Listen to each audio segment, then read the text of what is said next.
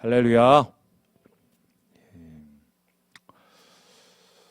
오늘 설교를 한마디로 총평을 해본다면 끝나지 않은 이야기다라고 할 수 있겠습니다. 왜인가? 무슨 얘기가 끝나지 않았을까? 마이크를 조금만 올려주시고요. 바로 지난주 예배 마지막에 우리가 들렸던 찬양으로부터 이 설교의 시작이 이루어지기 때문입니다. 보여주시죠.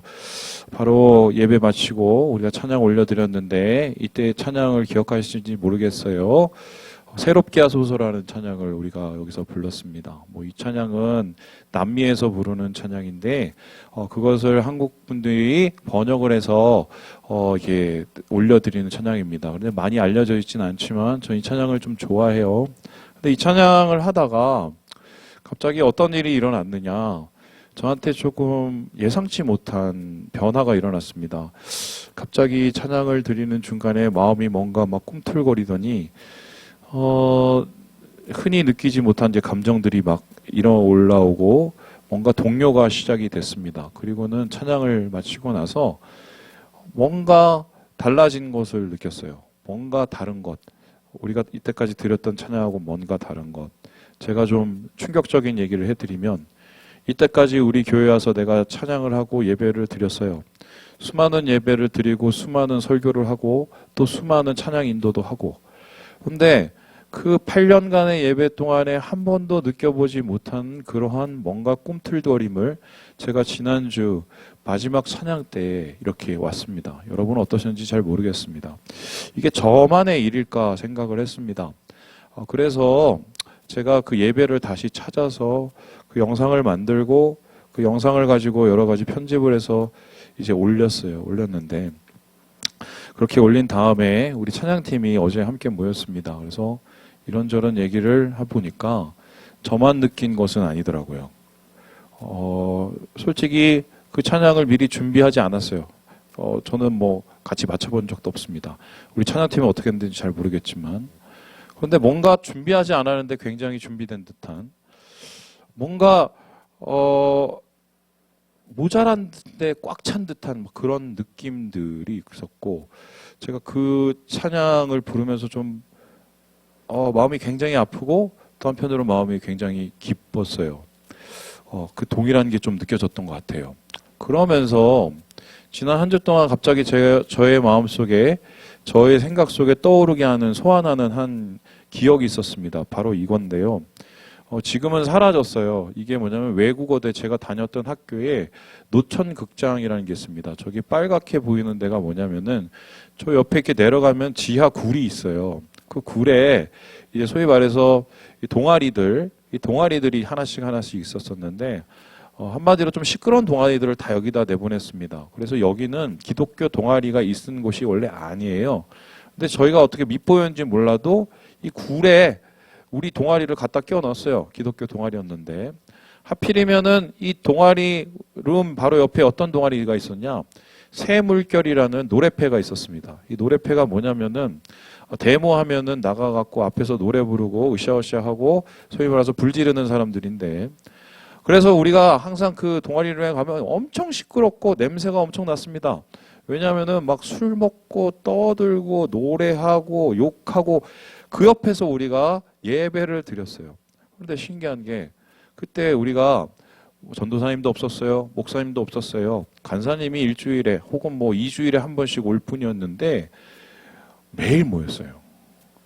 왜 매일 모였느냐?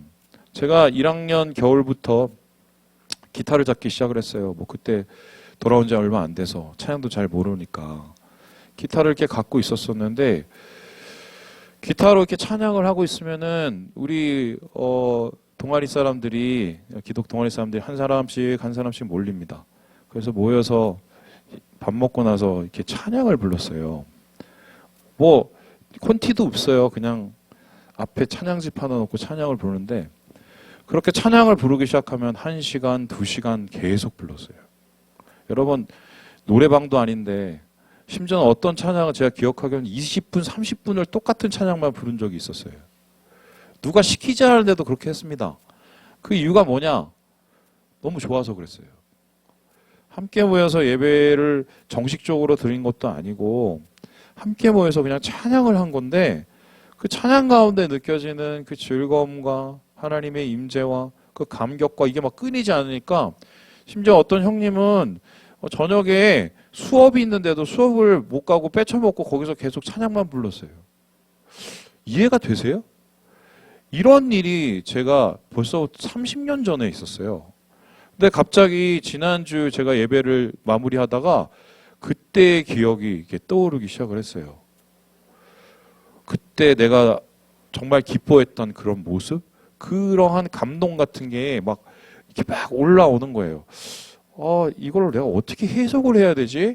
그러면서 한 주 동안 제가 머리가 굉장히 아팠습니다. 그래서 이게 무엇 때문에 시작된 것일까 고민을 해서 제가 그 찬양을 파고 심지어 남미 찬양이라고 해서 남미 사이트에 들어가서 그걸 파고 하다가 거기에도 답이 안 나와서 그 찬양의 모티브가 된 말씀을 파보기 시작했는데 그 말씀이 바로 이것이에요. 우리 함께 10절의 말씀을 같이 한번 읽어보겠습니다. 시작. 하나님이여 내 속에 정한 마음을 창조하시고 내 안에 정직한 영을 새롭게 하소서. 바로 이 말씀이 그 새롭게 하소서라는 찬양의 모티브가 된 말씀이에요. 나를 새롭게 해주세요. 나의 마음을 새롭게 해주세요. 그리고 그 마음 속에서 하나님 가운데 예배하게 해주세요. 이런 간절한 마음, 새로움에 대한 열망을 가지고 다윗이 이 기초와 노래와 찬양을 하나님 앞에 올려드린 시편 51편이 바로 그 찬양의 배경이었습니다. 그렇다면 이 찬양을 다윗이 드렸고 그 찬양을 받아서 마이클 고에스라는 남미 사람이 그 찬양을 만들어서 또 찬양을 불렀고 남미 사람이 부른 그 찬양을 받아다가 램프라는 한국의 남미 워십이 또 와서 찬양을 불렀고 그 남미 워십이 부른 찬양을 또 갖다가 우리가 카피를 해서 여기서 찬양을 해서 이렇게 온 건데 그러면 그 최초의 원작자인 이 다윗, 이 새롭게 해달라는 그 기도를 한 그 다윗에게 어떤 변화가 있어서 그것이 거쳐왔는데 그날 그 예배, 특별히 저의 마음 가운데 혹은 그 찬양팀 가운데에 그러한 뭔가의 꿈틀거림이 있었을까 고민을 하기 시작하고 이 말씀을 파기를 시작했습니다. 여러분 이 시편 51편 되게 유명한 찬양입니다. 이 시편 51편 다윗이 썼고요. 이 다윗이 쓴 게 더 유명해진 게 뭐냐면 이 시편 51편에 깔려있는 이야기들 때문인데요. 시편의 표제라는 게 있습니다. 이 표제라는 게 뭐냐면 여러분이 가지고 있는 성경에 제일 위에 보면 파란색으로 쓰여진 게 있거든요. 그런데 시편은 이 표제를 가지고 이 노래를 어떻게 불러야 될지 보통 악상기호로 사용을 해요. 그런데 특별히 이 시편의 51편 표제에는 이렇게 기록되어 있습니다. 우리 같이 한번 읽어볼까요? 시작! 다윗의 지 인도자를 따라 부르는 노래. 다윗이 밧세바와 동침한 후 선지자 나단이 그에게 왔을 때 특별한 기록의 배경이 있습니다. 밧세바 사건이라고 얘기했고 그 밧세바 사건 후에 나단 선지자가 찾아왔을 때 이 노래를 만들었다라고 이야기를 하고 있습니다.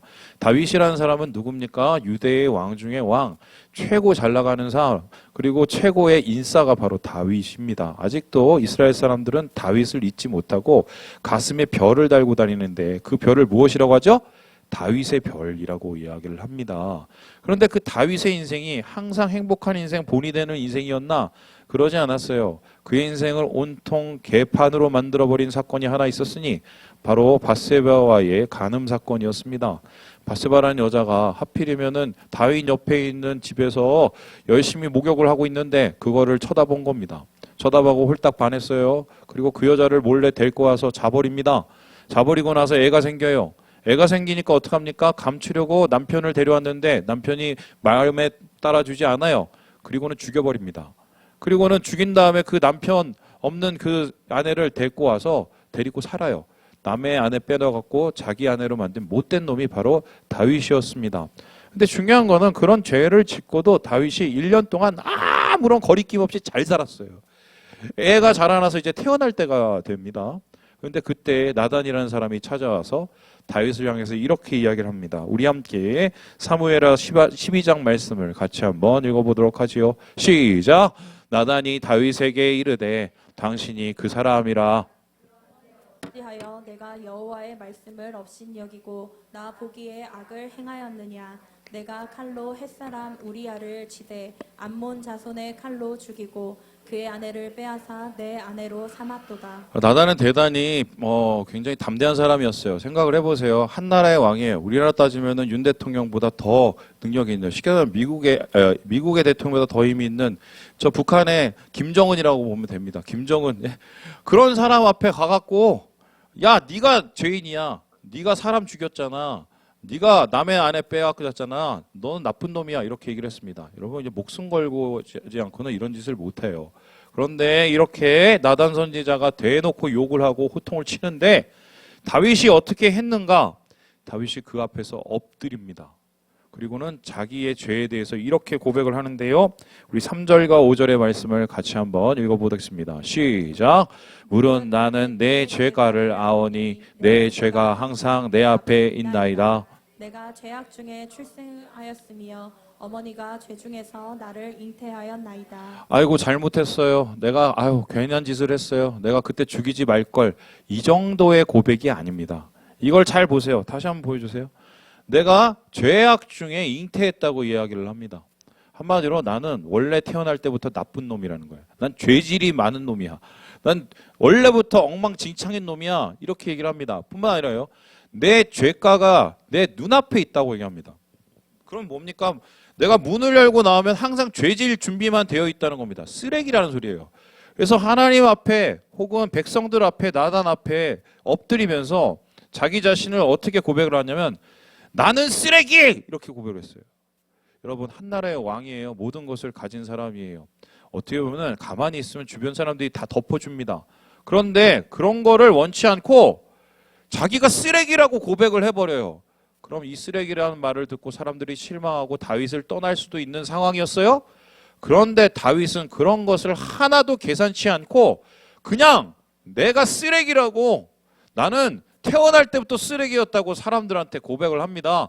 자기 죄가 자기를 개판으로 만들고 한 가정을 엉망진창으로 만들고 이 나라를 엉망진창으로 만들어 버렸다고 다윗이 공개적으로 커밍아웃을 해버린 거예요. 여러분 어떻게 이렇게 사람이 변할 수가 있습니까? 얼마 전까지는 진실을 구기고 사람을 죽여도 가만히 있던 놈이 지금 갑자기 변해서 자기가 잃을 것에 대해서는 하나도 계산치 않고 나는 쓰레기라고 얘기할 어떠한 격변이 일어났길래 이런 일이 일어났을까요? 여러분 이러한 다윗이 격변, 모든 것을 감수하면서도 자기의 죄를 자백하는 그 다윗의 마음을 이해하려면은 우리가 키가 있어야 돼요. 열쇠가 있어야 되는데 저는 이 말씀 묵상하면서 이 말씀이 떠올랐습니다. 바로 예수님이 말씀하신 천국 비유입니다. 우리 함께 마태복음 13장 말씀을 같이 한번 읽어보도록 하겠습니다. 시작! 또 천국은 마치 좋은 진주를 구하는 장사와 같으니 극히 값진 진주 하나를 발견하매 가서 자기의 소유를 다 팔아 그 진주를 사느니라. 천국을 예수님께서 비유하시길 진주장사라고 얘기를 합니다. 여러분 진주를 봤습니까? 저는 진주를 진짜 저기서 떼본 사람이에요. 옛날에 필리핀인가 거기 갔었을 때 그걸 체험하는 게 있어서 그걸 해봤습니다. 진짜 막 큰 것부터 작은 것부터 하얀 것부터 막 블랙펄 다 있더라고요. 그런데 이 장사는 굉장히 진주에 정통한 사람이었던 것 같아요. 뭐가 좋고 싫은지, 뭐가 비싸고 뭐가 싼지를 압니다. 근데 어느 날 가다가 우연히 진주 하나를 봅니다. 어떤 사람이 갖고 있는 진주, 예사 진주가 아니라 뜯어보고 뜯어봤더니 내 평생에 한 번도 찾지 못할, 영원히 찾지 못할 그 진주였던 거예요. 그래서 이 사람이 어떻게 합니까? 집에 갔어요. 머릿속에서 그 진주의 영상이 떠나질 않아. 그 진주의 자취가 떠나지 않아. 그리고는 어떻게 합니까? 내가 저거를 사고야 말겠어. 그런데 계산해봤더니 엄청 비싼 거야. 그럼 어떡합니까? 집에 있는 거 다 팔아제낍니다. 그리고 자른 진주도 팔아제낍니다. 보물도 팔아제낍니다. 상관없어. 옆에 있는 사람들이 옵니다. 야, 너 미쳤어. 왜 그래? 그래, 나 미쳤다. 나는 저거 사야 돼. 그러면서 모든 것을 다 팔아갖고 그 진주를 삽니다.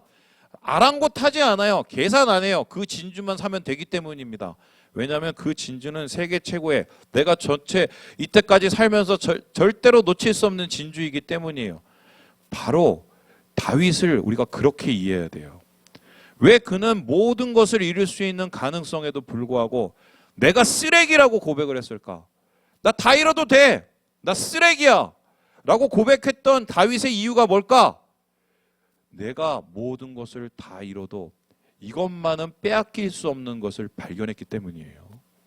내가 이거 뺏기면은 다 뺏긴 것보다 더 심한 상황이라는 것을 깨달았기 때문에 다윗이 이런 엄청난 담대한 결단을 하게 됩니다. 그래서 오늘 여러분하고 그 얘기를 질문하고 싶은 거예요. 도대체 뭐길래 다윗이 이렇게 미친 듯이 자기를 쓰레기라고 고백을 하고 모든 것을 이룰 수 있는 이러한 엄청난 이 도박을 했을까? 이것을 살펴보면 세 가지의 파편을 찾아요. 우리 한번 첫 번째 같이 한번 읽어보도록 하겠습니다. 시작! 예배자의 기억. 다윗이 잃어버린 첫 번째는 뭐냐? 자기의 인생 가운데 가장 행복했던 리즈 시절에 있었던 그 기억인데, 그 기억은 어떤 기억이냐면 자기가 하나님 앞에 예배자로 섰을 때의 기억이라고 이야기를 하고 있습니다. 우리 함께 시편 23편의 말씀을 같이 한번 읽어보도록 하겠습니다. 시작! 여호와는 나의 목자시니 내게 부족함이 없으리로다. 그가 나를 푸른 풀밭에 누이시며 쉴만한 물가로 인도하시는도다. 이 말씀은 다윗이 어렸을 때 얘기하고 이렇게 오버랩이 되어 있습니다. 여러분, 성경에 다윗이 첫 번째 등장할 때 다윗에 대한 명칭이 뭐였는지 아세요? 저 사람 다윗이라고 얘기 안 해요. 막내라고 얘기합니다. 막내라는 게 뭐냐면 하찮다라는 뜻이에요. 그러니까 다윗의 형제가 굉장히 많았는데 그 중에서 다윗은 이름을 안 부르고 뭐라 불렀다? 막내, 하찮은 사람이었어요. 근데 그 하찮은 왕따 같은 막내에게 무엇을 맡겼느냐? 양치기 일을 맡겼습니다. 그래서 다윗에 대한 두 번째 호칭이 양치기입니다. 양치기가 지금으로 따지면 뭐냐? 심부름꾼 정도 됩니다. 하찮은이라는 사람. 다윗은 그렇게 하찮은 존재였어요. 그런데 신기하지 않습니까? 그렇게 하찮은 존재를 하나님이 왕으로 세웠습니다. 반면에 그 당시에 왕이었던 사울은 잘생기죠, 정치력 좋죠, 잘 싸우죠. 그런 사울을 패하였습니다. 왜 하나님께서는 사울이 아니라 다윗, 그 하찮은 다윗을 택했을까요? 이 그림을 보면은 이해할 수가 있습니다. 여러분, 다윗이 왕으로 세움을 받고 나서 제일 먼저 한 일이 후계자 수업이 아니에요. 뭐 하러 갔느냐? 찬양하러 갔습니다. 누구 앞에서요? 사울 앞에서요. 왜 찬양을 했느냐? 사울이 귀신 들렸어요. 그래서 그 앞에서 사울이 막 잠도 못 자니까 귀신을 쫓을 방법이 없어서 수금을 치면서 찬양을 했습니다. 그렇게 찬양을 할 때 사울이 갑자기 정신이 맑아지고 돌아왔어요. 여러분, 이것을 하나님께서 제일 처음에 사역으로 시킨 이유가 뭡니까? 왜 하나님이 다윗을 택했는지를 보게 됩니다. 그가 예배자였기 때문이에요. 반면에 사울은 예배에 실패한 사람이었어요. 왜 예배에 실패했습니까? 분명히 사무엘이 와서 예배를 드려야 되는데 지가 예배를 드립니다. 아말렉 족속 멸해야 되는데 예배 드릴 것 갖고 왔다고 뻥치고 뭐 이런저런 거 다 들고 와요. 자기 자신 중심의 예배를 드려서 이 사람은 망쳐버린 인간이에요. 그래서 하나님께서는 그 사울을 패하시고 새로운 왕을 세우신데 내가 이것만은 꼭 챙기겠다. 다윗에게 있는 하찮음에도 불구하고 그의 마음속에 있는 예배자의 그 모습을 보고 주님이 다윗을 픽업을 합니다. 그러면 하나님께서 어떤 모습을 보고 그렇게 행복해 하셨을까? 앞에서 시편 23편에 뭐라고 합니까? 여호와는 나의 목자시니 내게 뭐가 없어요? 부족함이 없다. 하찮은데 얼마나 부족한 게 많겠습니까? 사람이 인정하지 않는데 얼마나 부족한 게 많겠습니까? 그런데 그런 가장 핫하는 시기에 다윗은 자기가 행복하다고 얘기했어요. 난 불편함이 없대요. 나 학교에서 꼴등이라도 상관없어 라고 얘기합니다. 왜입니까? 하나님이 나의 목자이기 때문이라고 얘기해요. 여러분, 그래요. 그렇게 하나님께 가까이 있었던 시기, 하나님을 예배하였던 그 기억 때문에 다윗의 오늘이 있었던 것입니다. 마찬가지로 하나님께서 우리를 부르시고 가장 우리를 세우시는 이유는 우리가 예배자이기 때문이에요. 예배자의 기억을 잃어버리면 세상의 모든 것을 다 잃어버린 것과 같기 때문에 다윗은 자기의 죄 앞에서 그 기억이 무너지고 다른 것으로 만족하려고 채워도 도대체 채워지지 못하는 그 가슴에 뻥 뚫린 그 구멍 때문에 엉망진창이 된 자기의 삶을 보면서 와, 내가 예전에 안 이랬잖아. 나 그때 아무것도 없었잖아. 그때 하찮았잖아. 그런데도 하나님이 목자셔서 부족함이 없었잖아. 내가 만족했잖아. 그 기억이 소환되기 시작을 했어요.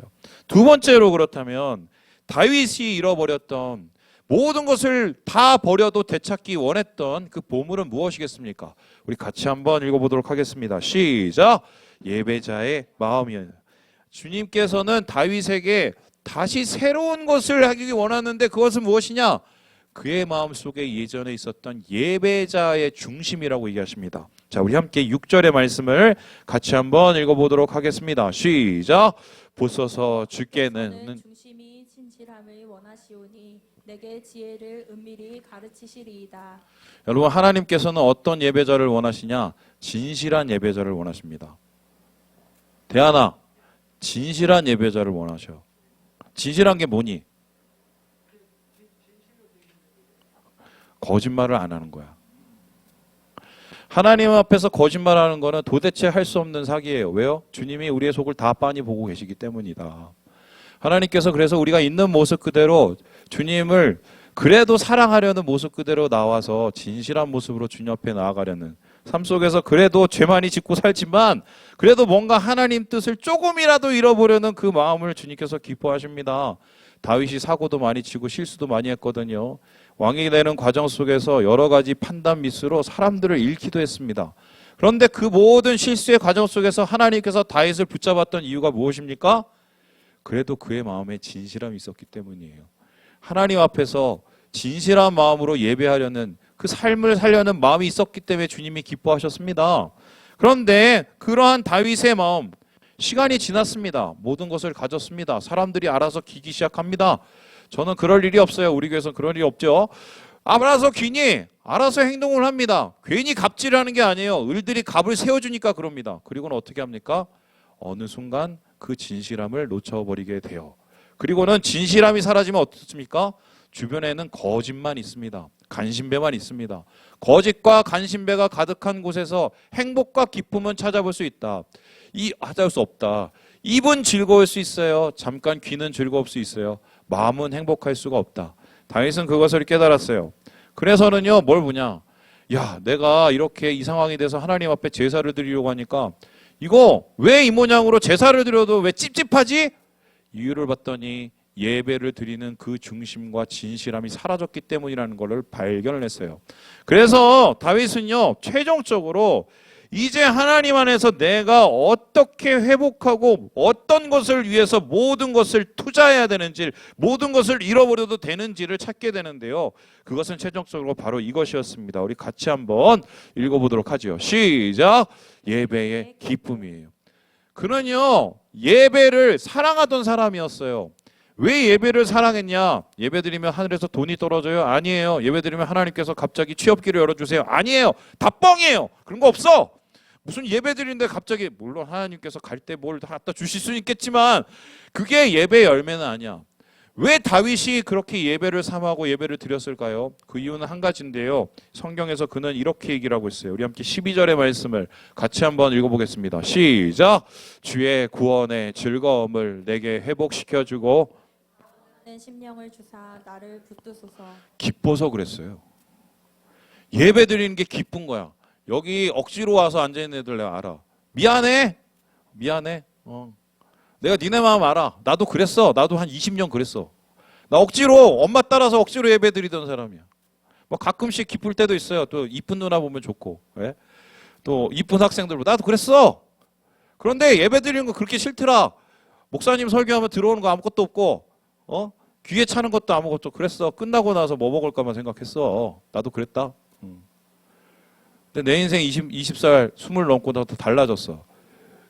예배하는 게 좋더라. 예배하고 찬양하는 게 너무 좋아.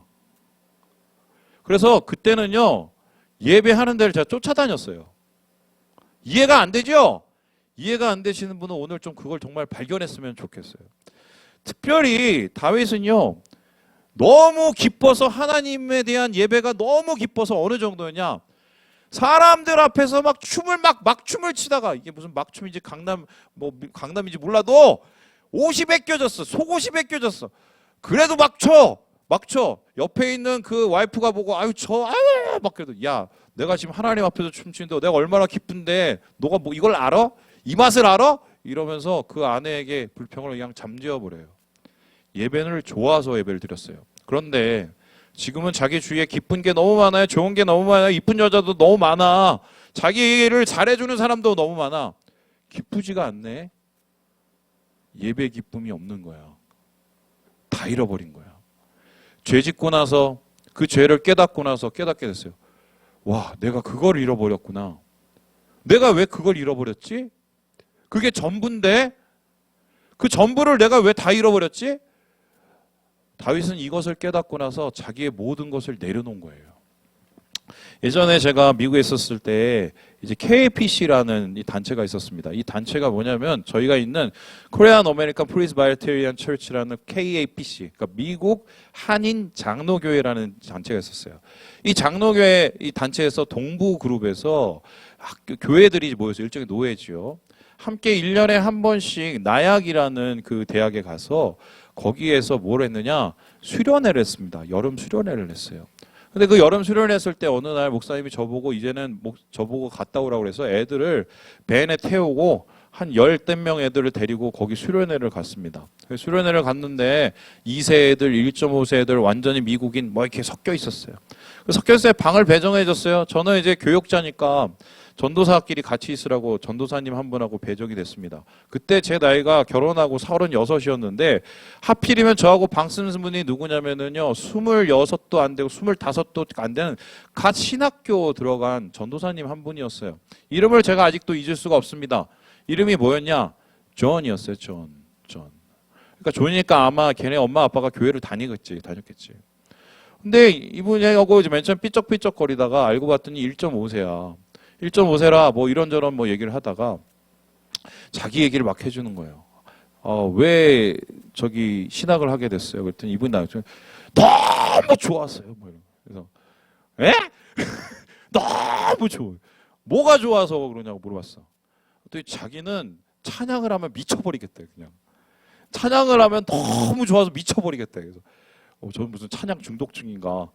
뭘 그렇게 찬양을 하면 미쳐버릴까? 그리고 실제적으로 그날 예배를 드리는데 앞에서 거기서 한 500명 정도가 모였는데 막 제일 방방 뛰고 소리 지르고 막 그 전도사님이야 잔이야 잔 막 뛰고 야 너무 오버다 저거는 왜? 그러고 저녁에 됐어요. 막 너무 좋대. 나중에 하루가 지났어요. 이틀이 지났어요. 그리고 나서 그 전도사님 사연을 제가 듣게 됐어요. 왜 그게 좋다는 얘기인지 제가 듣게 됐어. 이분이 사춘기 때 마약을 했어요. 미국에는 마약이 싼 거부터 비싼 것까지 있거든. 제일 싼 거는 25,000원, 20불짜리가 있었어. 그거 하면 머리가 되게 아파. 코어기라고 있는데 요즘에도 있는지 모르겠어. 난 안 했어. 그 마약을 한 거야. 그 화장실 미국에는요 학교 가면은요 고등학교는 화장실도 못 쓰게 해요. 선생님들이 따라가요. 마약하러 가거든. 거기서 팔고. 근데 걔가 거기에 빠졌어. 심지어 교회 다니는 애였는데. 헤어나오질 못하는 거야. 학교 거의 뭐 잘리게 생겼고. 근데 그런 애가 어떻게 변하게 됐냐. 어느 날 엄마 아빠한테 끌려갖고 수련회를 간 거야. 리트릿을 간 거야. 거기서 예배를 드렸어. 그냥 얼마나 신경질 났겠어. 나는 지금 여기하고 여기 있을 때가 아닌데. 그런데 갑자기 찬양을 하다가 애가 뒤집힌 거예요. 그냥 여러분 그 임파테이션이라는 거 알아요? 그냥 완전히 뒤집혀졌어.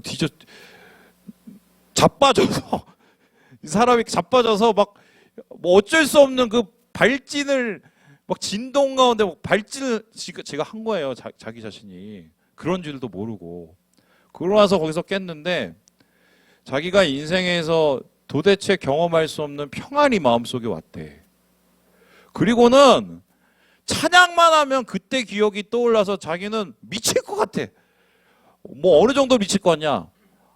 마약보다 예배 드리는 게 더 좋대요. 저한테 그렇게 고백을 하더라고요. 이분이 뻥친 것 같아요? 아니면 뭐 마약 먹어서 네 뇌에 해로가 꼬였나? 한 번 꼬였으면 뭐 그냥 다시 풀리면 되는데 여전히 그분은 그 마약보다 더 깊은 예배의 즐거움을 찾기 위해서 그 난리를 치면서 뒤에서 뛰고 노래 부르고 소리 지르고 지저스! 제가 보면서 충격을 먹었어요. 야,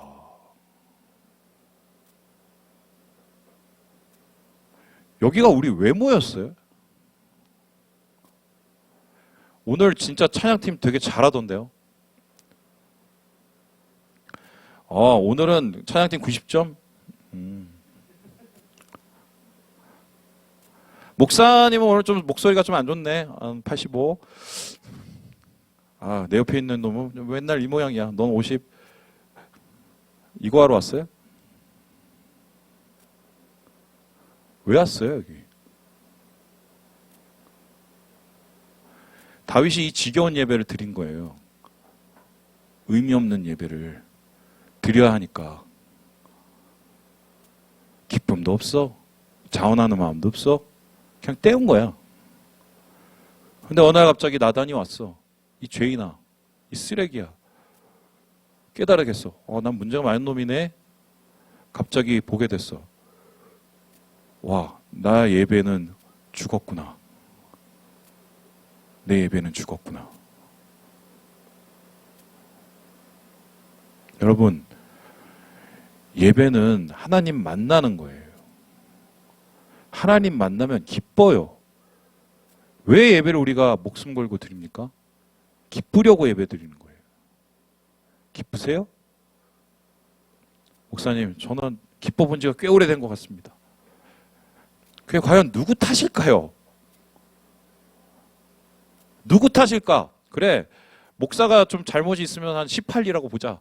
그러면 18 중에 내가 그래 5할 할게.